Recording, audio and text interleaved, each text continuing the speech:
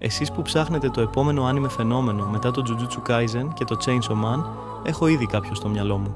Και μιλάω φυσικά για το Kagurabachi. Το Kagurabachi του Takeru Hokazono είναι ήδη ένα από τα πιο συζητημένα μάγκα στο Weekly Shonen Jump.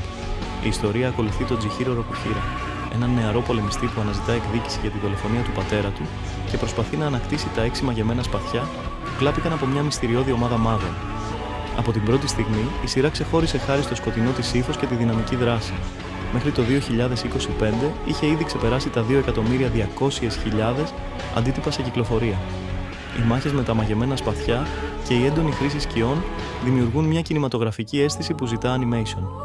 Πρόσφατα, το μάγκα ολοκλήρωσε το πρώτο μεγάλο μέρος της αφήγησης, με το chapter 112 να σηματοδοτεί σημείο καμπής, και ο Hokazono έχει επιβεβαιώσει ότι η ιστορία συνεχίζεται με νέα arcs και ανάπτυξη του κόσμου της σειράς. Με πάνω από 100 chapters διαθέσιμα, υπάρχει αρκετό υλικό για μια πρώτη σεζόν άνιμε χωρίς να φτάνει τα όρια του μάγκα. Αν γίνει άνιμε, δεν πρόκειται απλά να είναι ακόμα ένα shonen. Θα σπάσει τα πάντα και θα γίνει το επόμενο παγκόσμιο φαινόμενο, το άνιμε που όλοι θα παρακολουθούν και θα συζητάνε.